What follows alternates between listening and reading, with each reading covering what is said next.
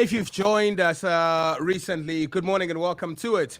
Thanks for joining and stay tuned. Today is going to be a very interesting one, filled with a lot of moment of truth, even more invasion after that. And of course, today, being joined by the Honorable Executive Mayor of Buffalo City Metro Municipality, Councillor Uxola Phakathi. And he will also be giving us the IDP and the budget going forward, as well as some of the other plans of execution that will be happening. Lontoge happening directly here at Keith Ngesi Radio. And you'll be doing yourself a favor, Mhlali, to stay tuned because of the information that you need there.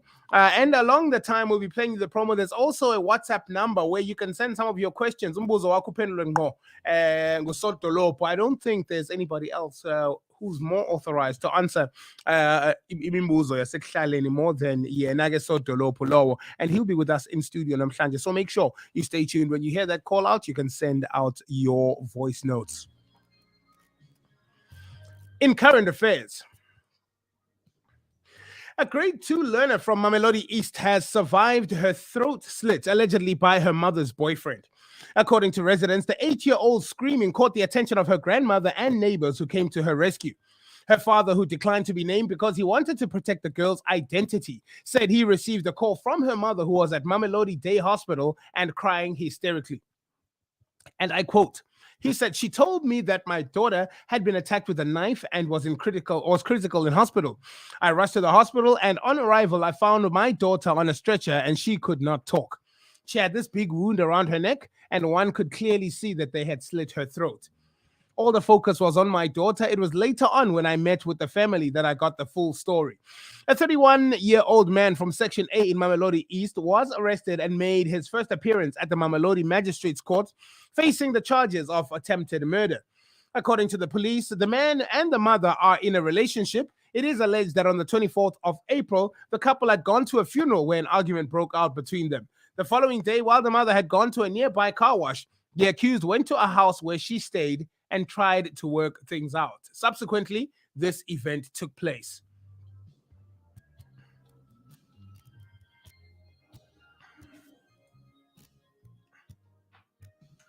In Rustenburg, a councillor and his secretary died in a hail of bullets in KwaNobuhle on Monday. In fact, a councillor and his secretary died in a hail of bullets in KwaNobuhle on Monday, up in the Eastern Cape. According to the reports, a 45-year-old councillor was coming out of his house together with a 41-year-old male secretary at the time of the incident. It is further alleged that they approached their vehicle, a Quantum minibus, drove towards them, and the suspects began firing several shots, thereby killing them at the scene, said spokesperson Brigadier Tembinkosi Kinana. He said the circumstances around the incident were under investigation. Murder cases had been registered and no arrests have yet been made. In the Free State, police say a 43-year-old man was arrested after R5 ammunition and magazine were found stashed at his place on Monday.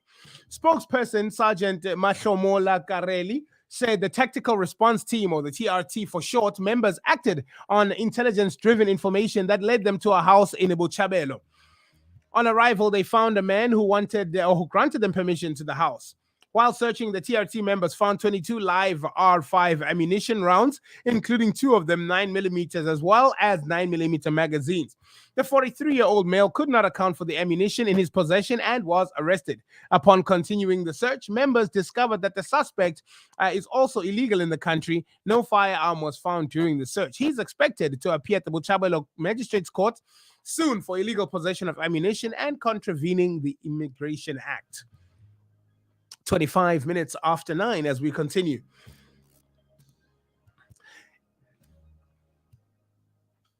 The Intercape drivers are speaking after the horror attacks.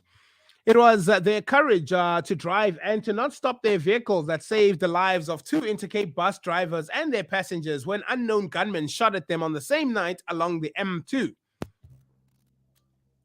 2 incidents occurred about 5 minutes apart in Johannesburg on Friday night. The incidents followed the death of another driver in Cape Town on Thursday. The company has recorded more than 150 similar incidents in the past 13 months and has now hired a private security company to escort their coaches and called on their drivers to arm themselves. The two drivers spoke to the Sowetan on condition of anonymity as they feared for their lives. The first driver was driving at about 20 to 8 in the morning when the route to Mthatha when he was attacked near Geldenhuys interchange to join the N3. He said, I was alert when I was driving because the previous night an Intercape bus was also shot at on the same route I was driving. As I was driving, I saw an Intercape bus also shot at on the same route I was driving on. And the two bullets went through my window on my side and broke the glass. The passengers were screaming, and I decided to keep driving to escape the shooting. It was dark, and we had to escape quickly. I drove for next to 5 kilometers and saw police vehicle at the traffic lights, alerted them that our coach had just been shot at, and I'm scared and traumatized, said the driver. This thing is too serious. Just Thursday, we were reporting on another one, and now two more in the same day. I'm not sure if this has to do with transportation or if this has to do with corporate sabotage. One bus line being attacked at such a point. Maybe some investigative digging needs to be done into this, but this is getting really serious, and the lives of the public are even more at jeopardy now because the people who are involved or who else, or in fact, who are supporting the livelihood of this bus line are people like you and me who need to get from point A to point B and realize that we are safe in these transportation methods. Kanti, at the end of the day, we find ourselves in the middle of trouble that we don't even know where it began.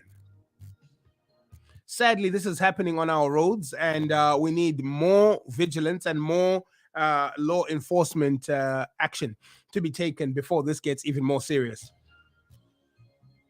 Both the General Council of the Bar of South Africa and the Pan-African Bar Association of South Africa have called for a thorough investigation into the circumstances under which Advocate Maselela Tefo was arrested on Thursday in the Gauteng High Court, Pretoria. The legal representative of accused number 1 to 4 in the Senzo Meyiwa case trial was dramatically arrested and cuffed in full view of the media and public seconds after the court had adjourned. The General Counsel of the Bar called for a thorough investigation into the matter by an independent body and for the outcome to be made public. Chairperson Craig Watt Pringle said that for the police to arrest an officer of the High Court within the court precinct showed a profound disrespect for the dignity of the court. He also criticized the police for adopting high-handed tactics to humiliate and intimidate the advocate who was acting against the state on behalf of his clients, the accused. It is difficult to imagine what could justify a defense advocate having to be arrested and placed in handcuffs in the High Court building in the glare of the public surrounding the Meyiwa trial while going about his professional duties. He said that if it were good grounds for his arrest, he would have been arrested like any other person. Instead, Watts Pringle said the impression was created that he was under arrest to humiliate him. More to follow on that story. The booing of President Cyril Ramaphosa at the May Day rally in Rustenburg on Sunday has been greeted with mixed reactions, with some labor unions saying the incident highlights the anger workers have towards the ANC. Ramaphosa had to abandon the National Workers' Day event organized by COSATU after angry Sibanye Stillwater workers disrupted the proceedings. The National Union of Mine Workers and Association of Mine Workers and Construction Union, the two biggest unions in the mining sector, had demanded an increase of 1,000 Rand per month over the next 3 years. Sibanye's chief executive, Neil Froneman, said the company would not revise its final offer as it could not sustain higher wages increases. Pagamile Shubimachola, spokesperson for the National Union of Metal Workers SA, said which is an affiliate of the South African Federation of Trade Unions, said they were not surprised by the workers' actions. However, the SA Democratic Teachers Union, SADTU, and affiliate of COSATU, said it distances itself from the anarchy that ensued at the rally. SADTU General Secretary Mugwena Maluleke said SADTU finds it ironic that the same workers among the crowd could behave in such an undignified manner at an event whose purpose is to seek, among others, to recommit the country to constitutional principles of fair labor practices. Could there be divisions?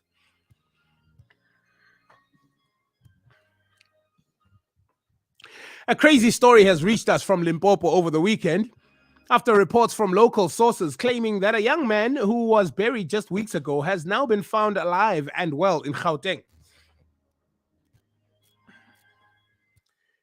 The suspected coffin digger has raised a myriad of questions within the local community and in turn sparked some crazy frenzy online. The story has certain captured imaginations in Mzansi. Observers have also been unnerved by the discovery of what was inside the coffin when it was dug up. And let's just put it this way, there was certainly no human remains inside the box. The teenager was initially buried in Ha Helebe in Tohoyando in the region of Limpopo. It is believed the boy was pronounced dead on the 22nd of March, 2022, and subsequently laid to rest. However, the 18-year-old was then allegedly spotted in Gauteng at the end of last month. Sure enough, when the coffin was exhumed, there was no body inside, just a creepy-looking doll. Several regional news sources ran the story over the weekend, prompting the viral reaction. What do you think? I wouldn't want to see either. I don't want to see an empty coffin with a doll in it. And I certainly don't want to see a guy who was buried 2 weeks ago walking around the city saying what's up to everybody he knows. 27 minutes now before 10 o'clock. Finally, further afield in this beautiful but troubled continent of Africa, Ethiopian police used tear gas and briefly clashed with young Muslims in the capital on Monday during prayers to mark the end of Ramadan. The Ethiopian capital saw scenes of panic on Monday. Police fired tear gas at Muslim protesters on the fringes of prayers marking the end of Ramadan. The incident occurred outside the Addis Ababa International Airport Stadium and International Stadium, and the Addis police called for a riot caused by a few individuals. An official said a policeman unintentionally fired tear gas at the crowd when some faithful started to chant slogans and throw stones. The Addis police issued a statement saying property had been damaged before the order was restored. This is one of our Eid celebrations, our holiday annually. It comes every once a year, so it needs to deliver a message for all Muslims to look after poor people, to help them, to work with others and Muslims and with the government. The stadium was so full for Eid celebrations that some worshippers gathered in the Meskel Square to pray. The confrontation follows anti-Muslim attacks that took place in the north of the country last week. On Tuesday, the 25th of April, an attack was carried during a Muslim burial at the Sheikh Elias Cemetery in the predominantly Christian city of Gondar. The organized armed group in Gondar, which staged the attack with bombs and machine guns, are accountable for what happened there. Ethiopia is a majority Christian country with around 30% of a population of the Muslims. We are extraterrestrial. We are KNR.